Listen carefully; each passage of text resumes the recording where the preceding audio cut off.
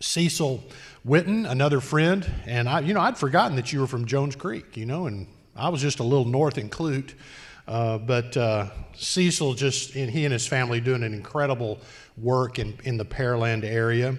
He's a native of South Texas, growing up in Jones Creek. How many of y'all know where Jones Creek is? Anybody know where Jones Creek is? Anybody know where Lake Jackson, Freeport, Angleton, kind of south of, anyway, in that area? That's where he grew up. He graduated from Southwestern Assemblies of God University with a Bachelor of Science in Cross-Cultural Missions, which is good for pastoring. Absolutely. Cross-Cultural Missions degree. Graduated in December of 1998. He met his wife Leah at Southwestern, and they served as children's pastors in the Dallas area for many years before hearing God call them to plant a church in Pearland. In the fall of 2005, Cecil and Leah moved to Pearland and launched Life Point Fellowship.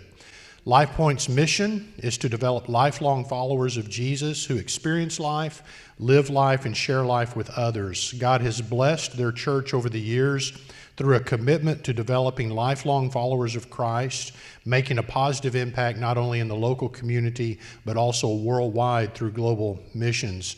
Beginning with only 7 people. So you think your church is small, right? Don't ever despise small beginnings. Start small and minister with excellence to the people that God has you. But beginning with only 7 people, today Life Point is a growing community of hundreds of believers from diverse backgrounds who have a passion for God and reaching people. Cecil and Leah have 3 children, Hudson, age 16, Houston, age 8, and Hensley, age 6. Let's give a welcome to Cecil Whitton. God bless you, Pastor. Thank you very much. Thanks for being here. Thank you.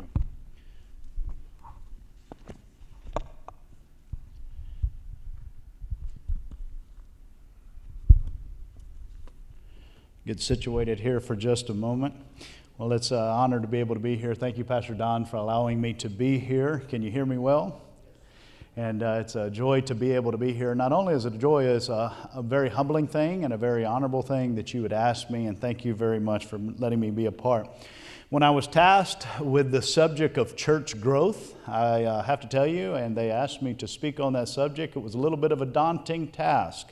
After all, that's a pretty broad topic for us to cover, and I wanted to say, hey, what can we add to you that would add value in the time that we have together? So what do we share that would add value to you and to your ministry? And also, who am I to tackle such a topic? That's a pretty big topic, but after 13 years of pastoring, lead pastoring in a church, I've found that before I started pastoring, I thought I knew it all.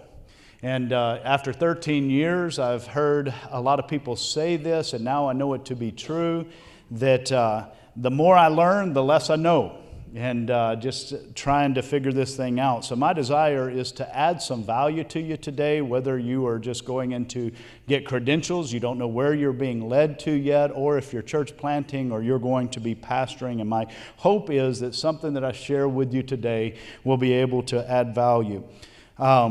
Again, I said when I was, before I started pastoring, I thought that I knew it all. This is just a little bit of a confession time real quick.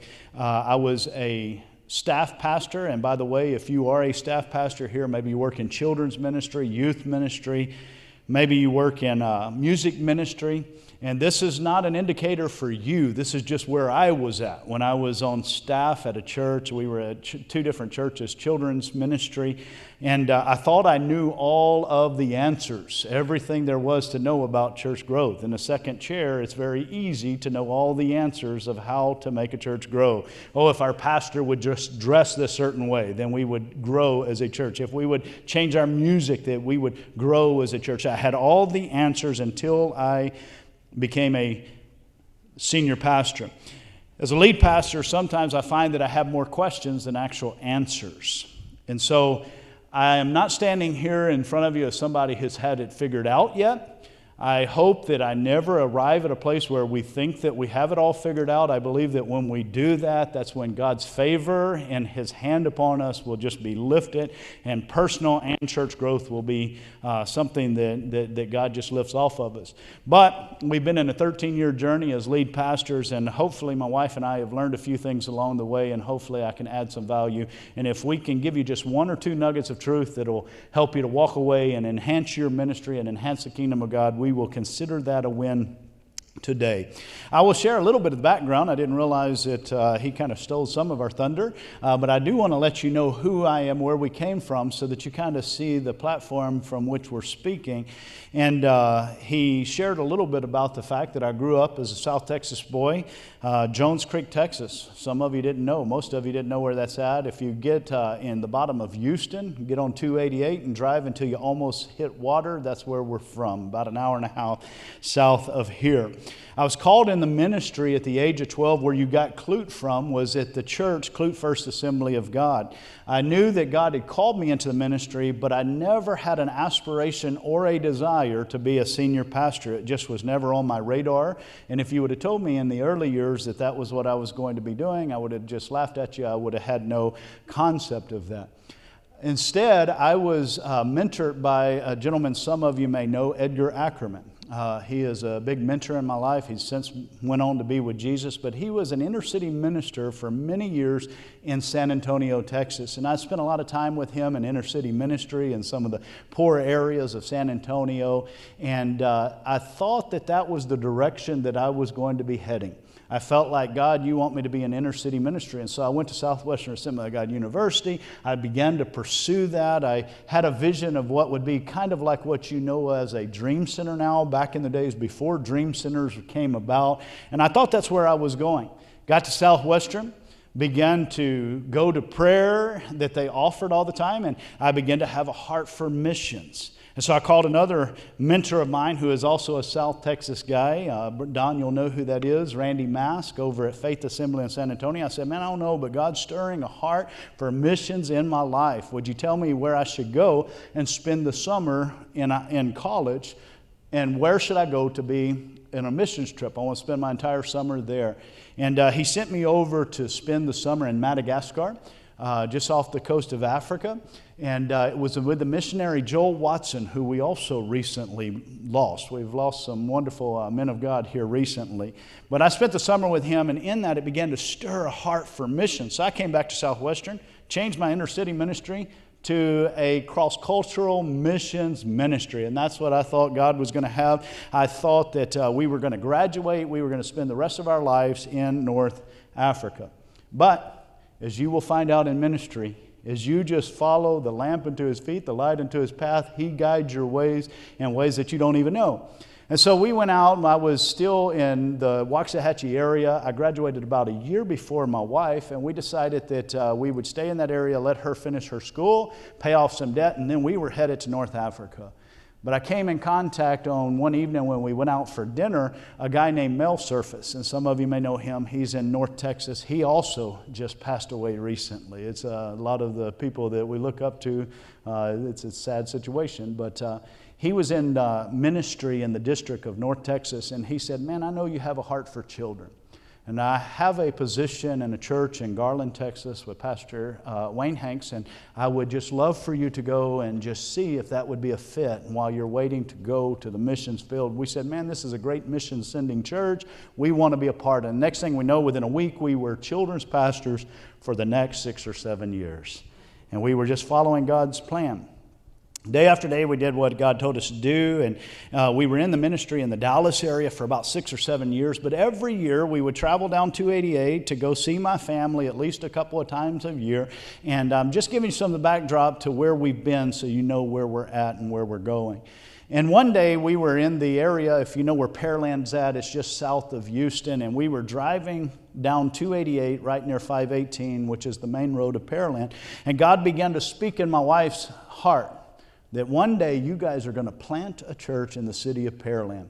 Well, she never told me anything about it. We just kept on going, and we went about ministry. We had our visit, went back to the Dallas area, spent over 5 or 6 years. We actually, for another year, we were ministering, and we came again the same time, the winter of the following year, and we were driving down the same road in the same exact spot.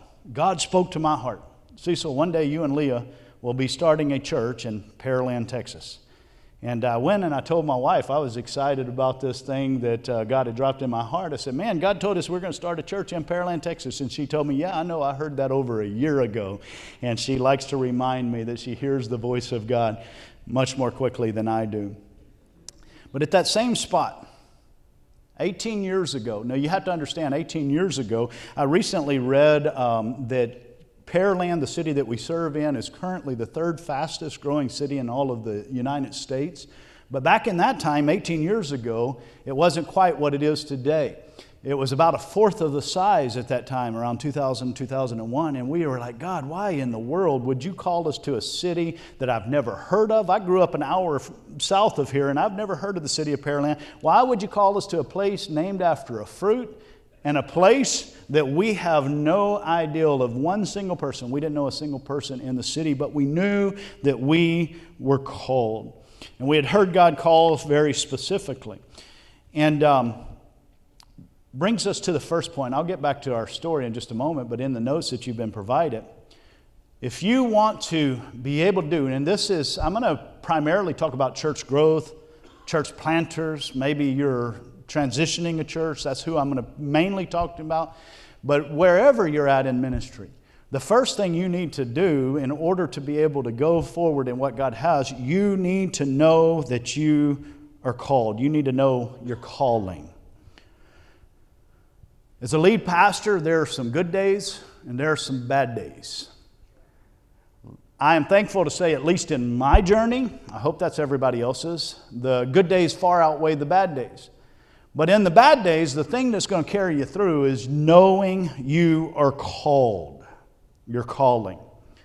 I had many people ask, hey, how did you start a church and start so small and be to where you're at today? It's because we knew we were called. We knew on that day of 2001 that God dropped that into our heart. We knew God had called. If you're going to last in ministry, you need to get alone with God and know that you have been called. I want to talk to you in regards to calling. We'll get back to the story in just a moment, but in regards to calling, I wrote down a few things that you need to know your position. Who has He called you to be? The Bible says in Ephesians 4:11 and 12, He gave some to be apostles, prophets, evangelists, shepherds, and teachers to equip the saints for the work of the ministry, to build up the body of Christ. The King James Version of that says, He gave some to be. We're not all called. It's the body of Christ, Jesus being the head, and we're all called to different parts of the body. You need to know the position that God has called you to. Not everyone is called to the fivefold ministry that I've just read out. Not everyone is called to senior leadership in a church, and that is okay. Be who He has called you to be. Play the position that He has drafted for you. See, again, I never had an aspiration. Some of the reason I'm telling you our story is I never had a desire. I never had an aspiration to be a lead pastor. It was not even on my radar until He called me. I will tell you that if He has not called you to be a senior pastor and somebody could sit down over coffee with you and talk you out of it, run for the hills, go and do something else. Don't do something. Don't push a position if God has not placed you there. Don't press it. If you are called, though, you'll never be satisfied in doing anything else. Play the part. When you know the position He's called you to, it gives you what we call stick-to-itiveness. If I could just tell you anything in church planning and pastoring and ministry in general, grit is the thing that you're going to need more than anything to be able to make this thing work. Pastoring a church requires that. So, in regard to the calling, you need to know the position. You also need to know the purpose. Why has He called you, and what is He calling you to accomplish for His glory? See, we're all similar, but we're also different. Why has He uniquely called you? And what is He uniquely calling you to? We'll touch on this a little bit later. I don't want to spend too much time there. But finally, I want to give you one more point in regard to the calling that's maybe a little less obvious, and some may even disagree to an extent, or at least they would see it as less important. And I would say you not only know the position and the purpose, you need to know the place that God is calling you to. Again, some may disagree because depending on your position and your purpose, it may be different for you in regard to where He has for you. And He may not give you a clear place, or it may be a while before He clearly speaks. But for me, I wanted to know, God, where are you calling me to spend the rest of my life? Again, some of your callings will be something that will take you from place to place. And if that's the case, then follow God's obedience with you. Some, perhaps, though, have never asked the question of God, God, would you at some point in my ministry timeline show me a place that I can give the rest of my life to?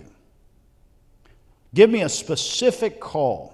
And again, you may have a different ministry, but for some of us in this room, we just need to say, God, where do you want me to be for the rest of my life? Your position, your purpose that God has for you. Maybe He has you maybe, for example, He would have you go and strengthen a church and be somewhere else for a while. But some of us need to say, God, where is the place that you want me to give my life? In regard to church growth, I think the growth that lasts is something that takes time and faithfulness.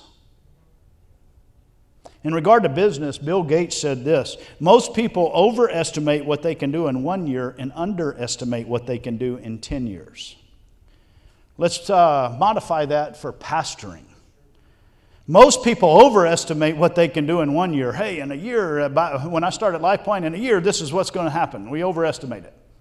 But they underestimate not just 10 years, but what could be done if we said, I am here to give my life.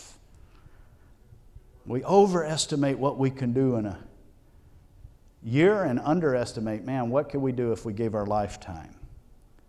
When you know the position and the place and the purpose that He's called you to, it'll give you the grit to outlast the pain, and there'll be some days of pain.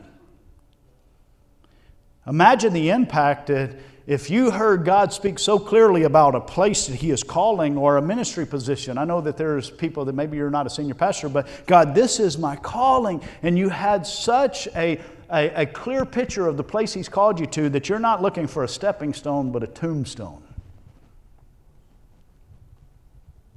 Clear enough picture that God, this is where you want, that I am going to give the rest of my life to this place to fulfill your purpose. See, we've been pastoring this church that we started for 13 years. And I can tell you, I have no doubt in my mind, this is just the beginning. I intend 100% to spend the next 35 to 40 years of my life right there in Pearland, Texas. We've done some expansions at our church. We've put some parking lots. We've master planned our property. And I've always kind of joked, every time we do an expansion, I said, well, just leave a corner back there somewhere so that we can have our graves and be buried here one day because we're here for the long haul. Knowing the purpose and the plan. And again, some of you may not know that you're at that place yet. But would you be bold enough to say, God, can you let me know and give me an assurance and get me to the place where I know I can spend the rest of my life? Imagine the lifetime of calling that you would stick in a place and that God would use you for that purpose. We're walking in things now 13 years in that we could only have walked in if we had stuck to it and did what God told us to do. So, key to church growth is knowing your calling. Back to our background. Around 18 years ago, I'll try to do this real quick because Pastor Don already shared a little bit of this, but 18 years ago, Lee and I began to hear a call to start a church. We were going to call it LifePoint Fellowship, but when we heard that call on that road that day and we looked at each other and knew that we were going to start a church there, we knew it wasn't time yet. We still were going to be serving as associate pastors, and we were going to do so faithfully for a number of years after that initial call. And this is just a side note. It's not in your notes, but you can just take this to the bank. I'm not sure that God can ever fully fulfill a vision in your life if you've not been willing to serve the vision of someone else faithfully and honorably. So another 4 or 5 years passed, and we knew that God had called us, but we said, man, we're supposed to be right where we're at, and we stayed right where we were, and we served honorably and faithfully until the summer of 2005. God made it clear that it was time to step out in faith. We called our section, we asked permission. Hey, we've never been to the city of Pearland really other than driving through, but can we start a church in the city of Pearland? We didn't know where, we didn't know when, how. We didn't have a microphone or megaphone to our name. But God, you know that you have called us. We assumed we had been a storefront or a theater, and they told us, and just in God's providence and His timing, in that exact moment, there was a church that had dwindled down to only 7 people.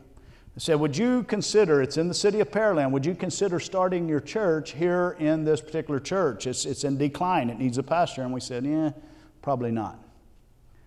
God has called us specifically to start a new church. It wasn't that we were against it. We just felt like God had told us to start something brand new. The pastor, the presbyter, and I don't know if you'll ever hear a presbyter say this again, he told us, he said, there's only 7 people there. If you run them all off, you'll still have a building. Come and start your new church. And that's all we needed to hear. It was in bad shape. The building wasn't in bad shape, but we had a property, we had a building, we had somewhere to start, and we had 7 more people than we knew prior to that conversation. And so the presbyter told us to start the new church. In 2005, October 23rd, we started with 7 people and a promise. By the next week, October 30th, we were running about 1,000 people. Just kidding. You're like, man, I'm finally going to start taking notes. Maybe this guy has something to say. Woke you up after your lunch break right there. Truth is, there were days in those early years that we would look out the window and pray this prayer. God, you know we bought a dozen donuts today. Would you let enough people, a dozen people, be here to eat those donuts? We were everything at that time. Every day we were out either washing windows or cleaning toilets or mowing a yard or whatever it took. We actually lived in the church. And when I say living in church, it wasn't a parsonage. For over a year, we lived in a Sunday school room. We just put a bed in the back of the Sunday school room. God, we don't know why, but you called us. We actually had to shower in a little room that was significant. It'd be about the distance of going here back to where the restrooms are today, that was off the side. My wife had to shower in a room that was off the side of the men's bathroom. It just had a little dummy wall that had been built there, and that's where she showered. Our meals were on a hot plate, unless we wanted to go the other way and go into the kitchen and cook our meals there. But we knew that God had called us. For the first year, we didn't have a whole lot of income. The entire income for the entire church was $49,000. May sound like a lot to you, but when you have $1,500 in electric bills and another about $1,000 a month going out for just the insurances that we had to have upon the building, went pretty quickly. But we knew that God had called us, and we had joy every moment of the season. God has brought us from stage to stage, and every moment of it, we have just had joy. There's been times where we were down, but there was times of joy, because it's kind of like having a child. I explain it to people about starting a church. It's kind of like having a child. You have those birth pains, and then you have joy at each season until they're full-grown adult. There's challenges, but man, as you go through the stages, you learn how to appreciate. So we started to see God's favor again and again, and He began to move on our behalf, and little by little the church began to grow. And today you could not convince me to pastor anywhere other than Life Point Fellowship in Pearland, Texas. Not the best church, but it's where we're supposed to be. Today God has favored us. We're currently, any given Sunday, we're at about 450, 500 people that will come on any given Sunday. We have an expansion that if it gets through the city finally, we've been working through the city, will give us the opportunity to well over double that. That is supposed to be happening by the end of this month. Pray with us on that. And it'll give us a capacity to go. We're a church that are very proud to be a big missions-giving church, because, hey, that's my degree. We want to be able to support missions, and that's something that we're proud of. Very multi-ethnic church. We have several full-time staff and part-time staff that are with us now. And God's doing amazing things. And listen, I don't tell you that stuff to brag because we haven't arrived yet. We're still learning. We still got more stages to go. I tell you that just simply the stuff that I'm going to share with you, we've seen it from the beginning to where we're at today, and we've seen church growth in several stages. And so my hope is that we have learned at least one or two things that we can share with you today, and that's kind of the platform by which we'll do that. So I want to talk to you a few more things before, that's kind of our story, before we get into some questions here in just a moment. Not only do you need to know your calling in your notes, you also need to follow His plan. Now, I know the context is a little bit different, but if you turn over to Psalms chapter 127 and 1, it says this: "Unless the Lord builds the house, those that labor are laboring in vain." What is God's plan for you in your ministry? If you're going to be leading a church, you need to learn what is God's plan specifically for the church that He's calling you to lead. Of course, God's plan for all of us is found in the Great Commission. We know that. Go therefore and make disciples of all nations, baptizing them in the name of the Father, the Son, and the Holy Spirit, and teaching them to observe the things that I've commanded you. That is a general thing that every one of us as Christ followers, no matter who we are or what we're doing, that's what we should do, even in our churches and as individuals. We know that our roots go back to Acts chapter 2, where we see the early church began. We know in general there are things like evangelism and making disciples and missions that we are all supposed to be doing. But I would just challenge you to begin to say, God, what have you uniquely called me? Not just in general, but what have you called me and the church that I'm going to be pastoring to do? What is God uniquely, here's a question for you in your notes, called your local church to accomplish for Him? A lot of that you're going to be doing is the unique culture that God is calling you to. See, whether you know it or not, if you're serving as a lead pastor or if you're just going to a church, every church has a culture. There are things that make your church your church. They may not be intentional, but you have a culture whether you realize it or not. For church growth, it's critical to have a healthy church culture. I often tell people in our church, so we'll go and have them at what we call First Look or Growth Track.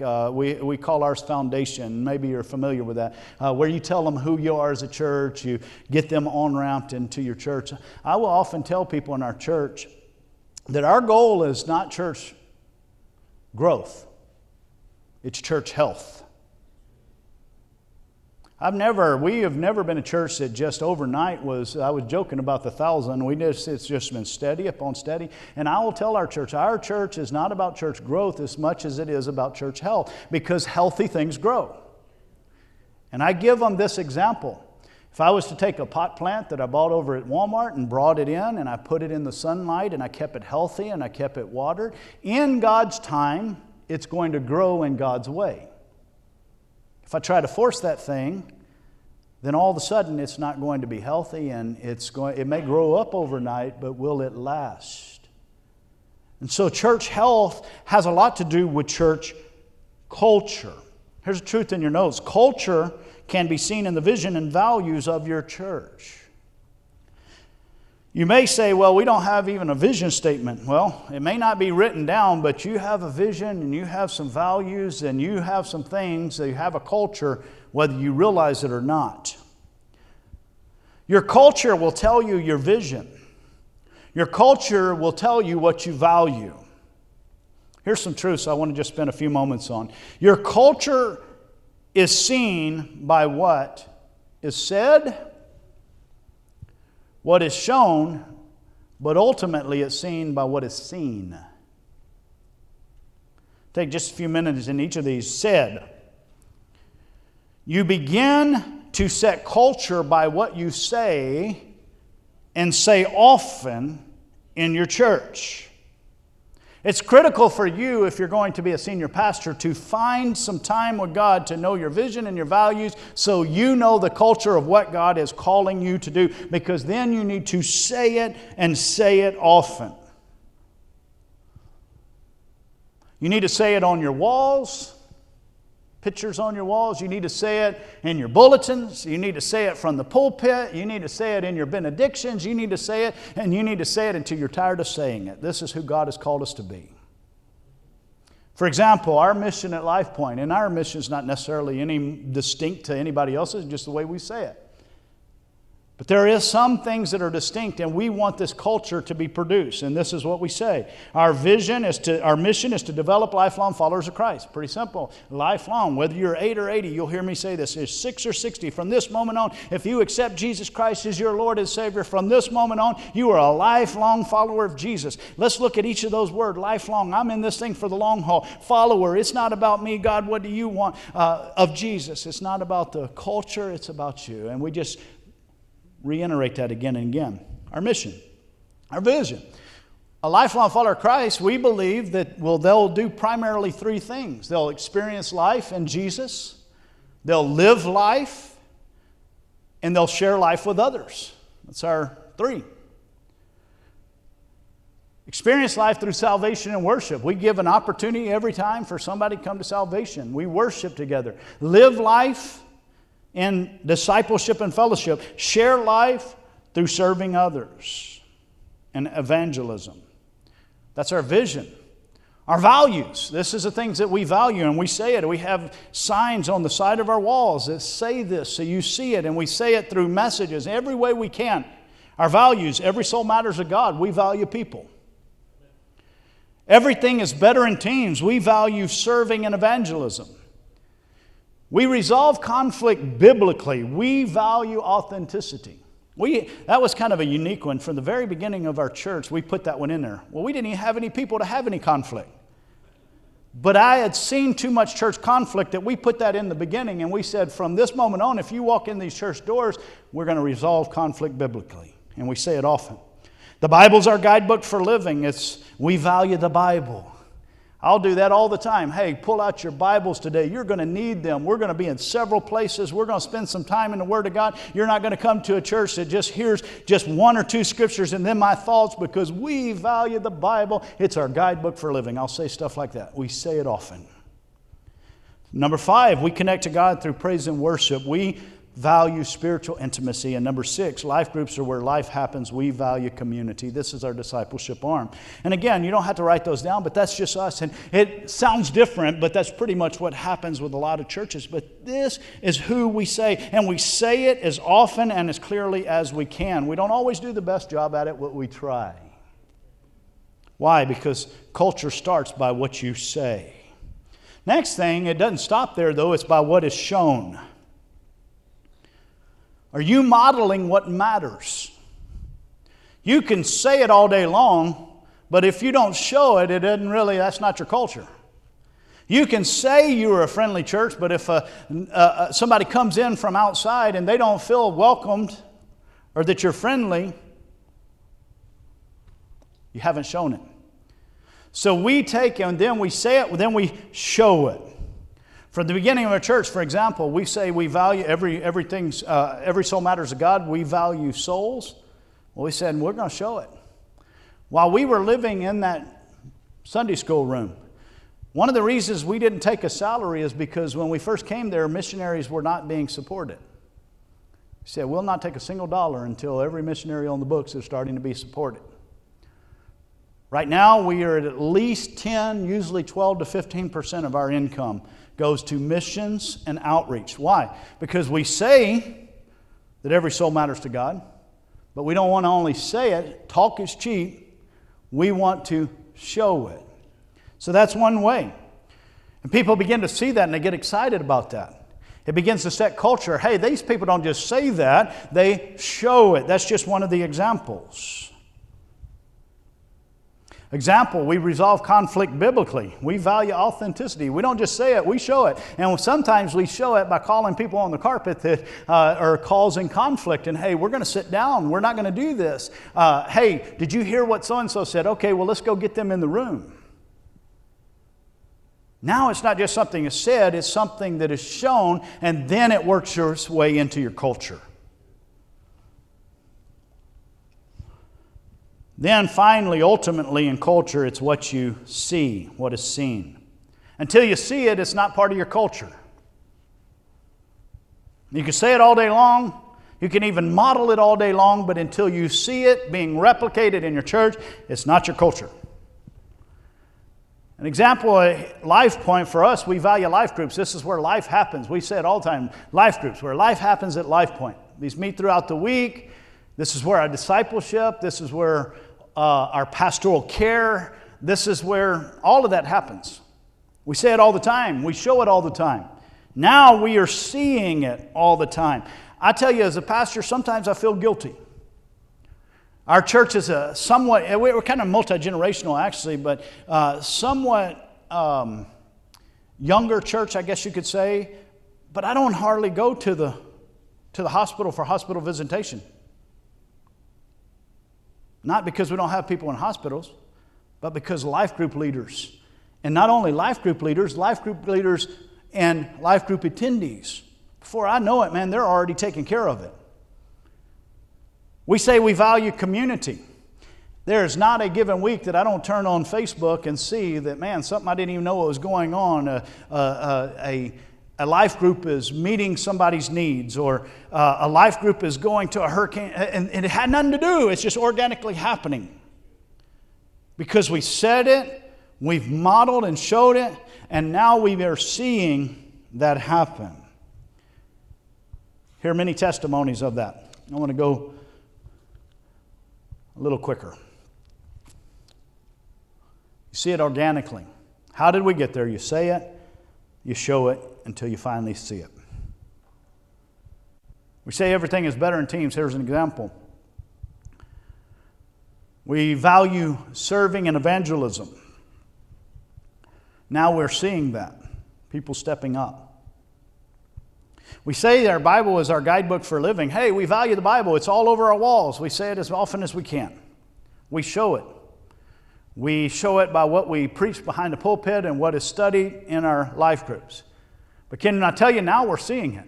I can't tell you how many people from Catholic backgrounds and from non-believing backgrounds, they will be just, all of a sudden you'll see a text from them and say, man, God just illuminated something from His Word. Why?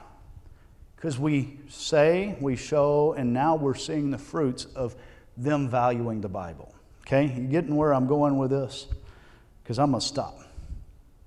We have a long way to go, but we're going to continue to say, show, and see it. Again, you want church growth, start with church health. Because healthy things grow. Add any value to you? Because that's pretty much what I have on your outline. Now, I do want to touch on a couple of other things. Pastor, how long do I have? How much more time? Okay, we'll be good. I do want to value your time, and I also want to just cover a couple things. I've got a few books to give away here, but I do want to just give you some nuggets of thought, just off the top of my head that I wrote down in regard to church growth. Just some statements and thoughts. Here's the first one. Sometimes less is more. Sometimes in ministry, we try to do every little thing we can in regards to ministries. Hey, we're going to start this ministry and that ministry and this ministry and that ministry, and all of a sudden we are just, our calendars are full. No, don't misunderstand me. If you're going into a church, we had the benefit of starting as a church plant.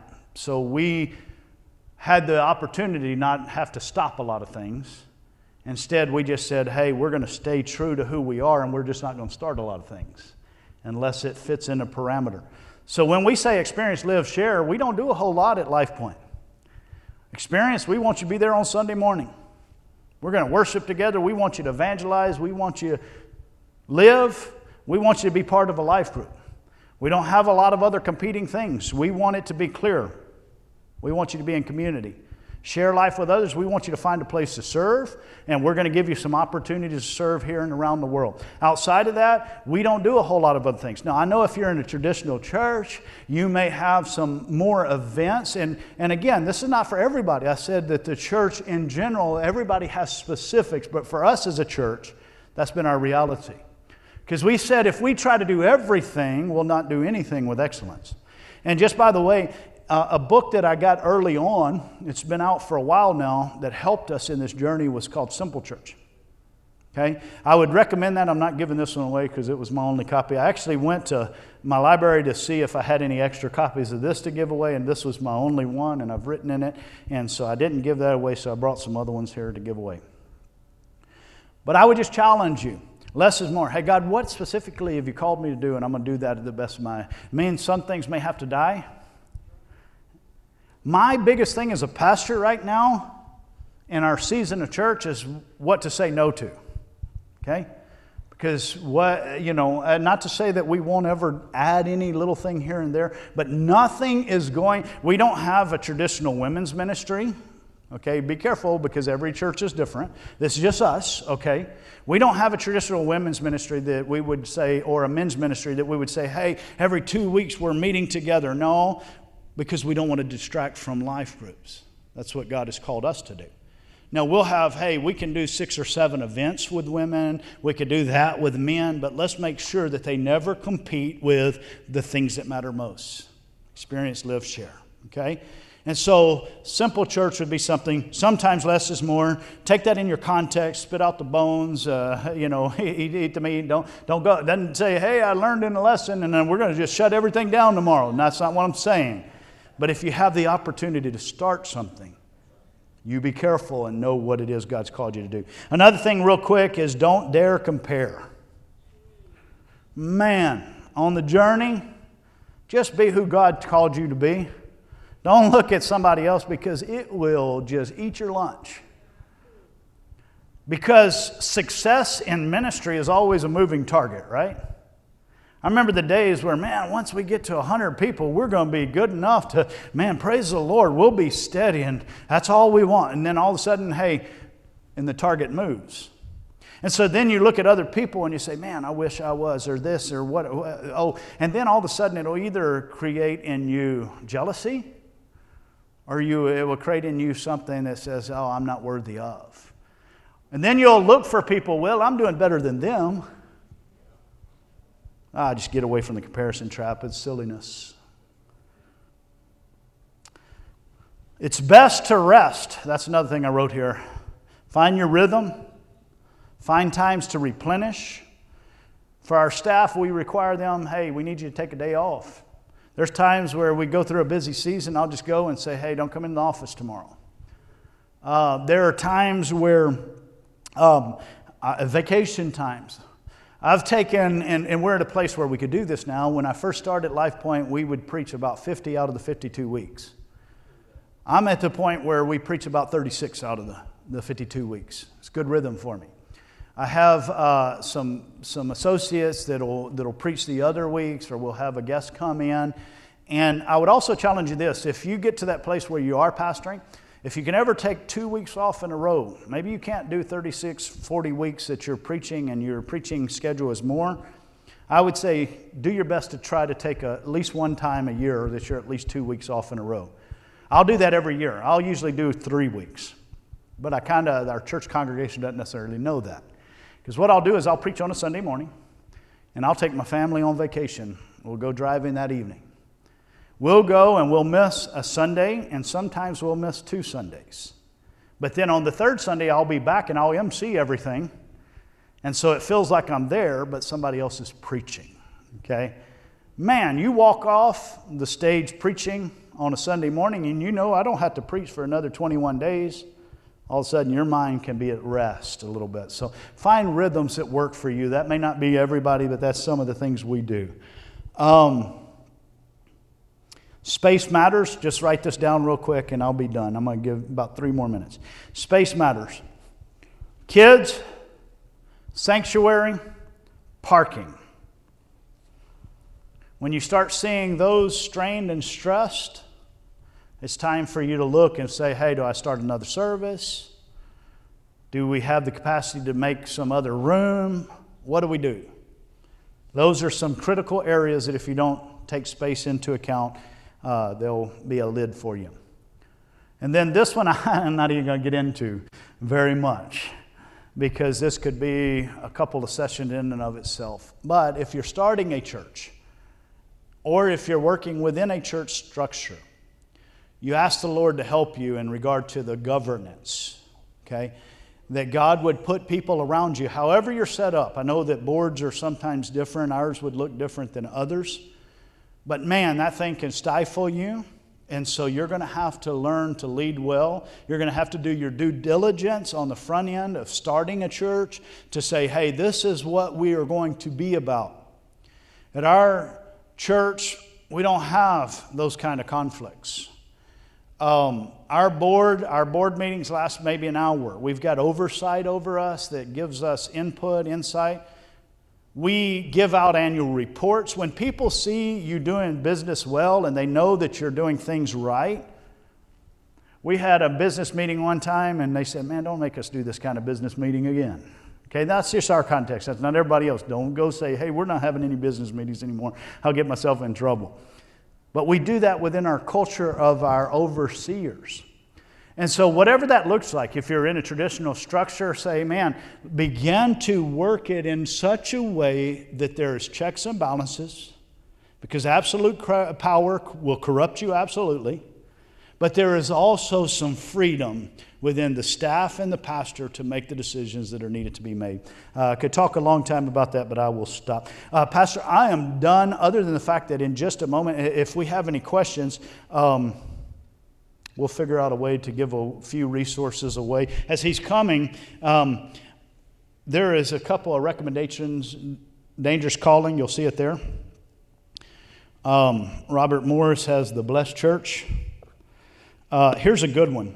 You want to talk about, it's kind of uncomfortable because it's kind of you leading them in for your own benefit, but it's about having a Timothy. Paul said, listen, he said, there's many people that I value in ministry, but Timothy is the one that's profitable. You need some people who come alongside you. That's another book I'd recommend. And then there's this book, Systems, Streamline. That's a good one too. In just a moment, we'll just give those out, or we could do it at the end of service. However you want to do that. You tell me. We could do it. Okay, well, on my way down, I'll just do it by birthday here in just a moment. Yeah, we'll do it by birthday in just a moment. Questions? What else you have? Do we have a moment, or are we done? Yeah.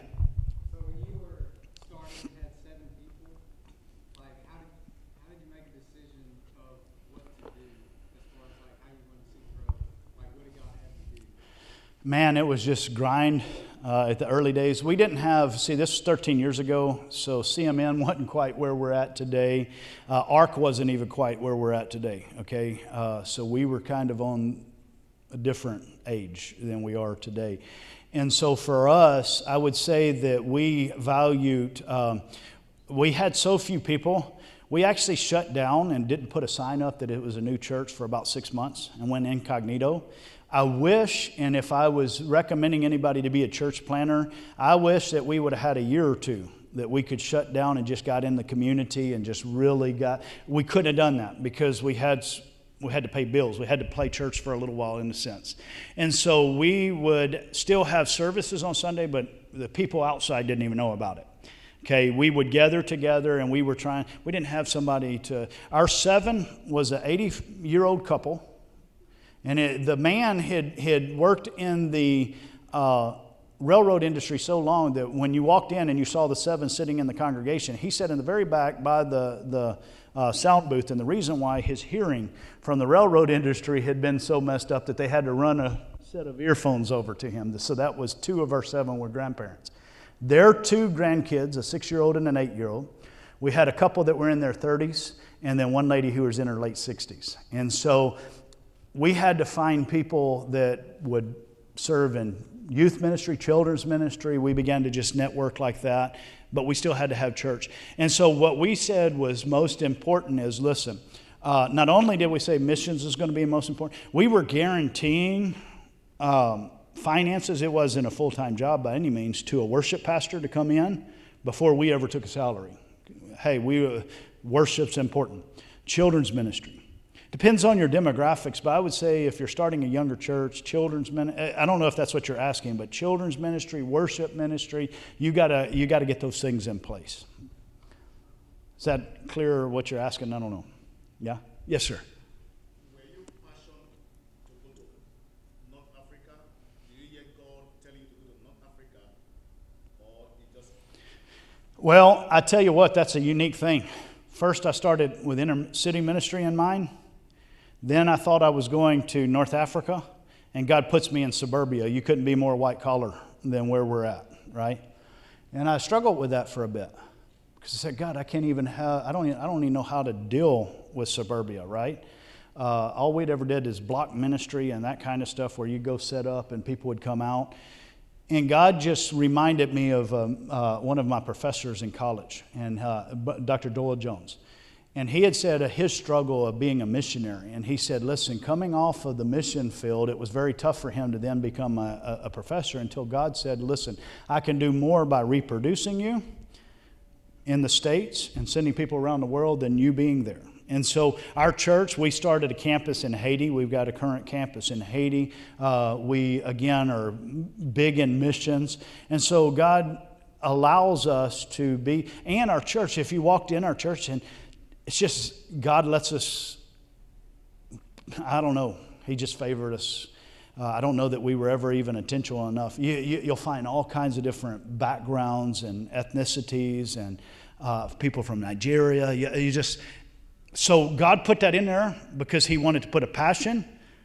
But we knew that, hey, even though that's where we thought we were going to be, we're being obedient in the moment. And in the moment, He led us to where we're at today. So, yeah, I would say it's a passion. And I would say it's still there. I believe that we still have yet to see what He's going to do through that. Yeah. Somebody else. Yes, sir. Was there a method or system that you used to make the church grow?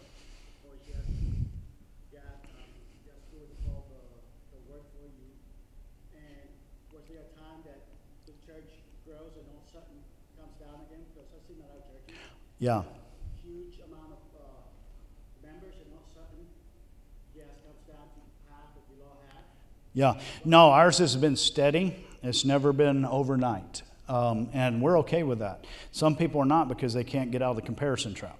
Okay, there was years before we hit over 100 and something, then years before we hit over 200 and something. It's just recently that we're consistently over 400 or 500, in that range.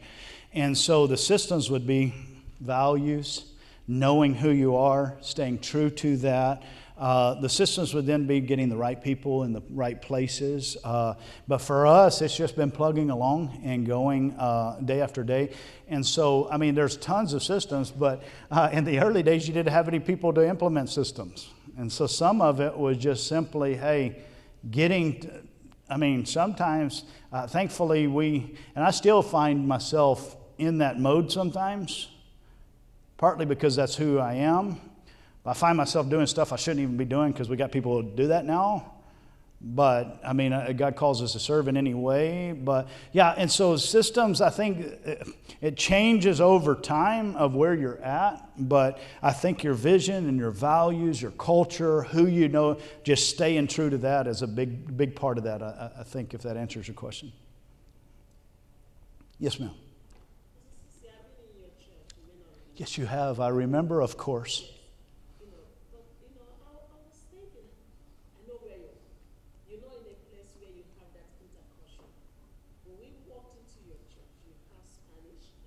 Yeah. You have Asian. Yeah. And you have black. And what in that spot? What attracted you? Man, God. Oh, man, we're just. Yeah.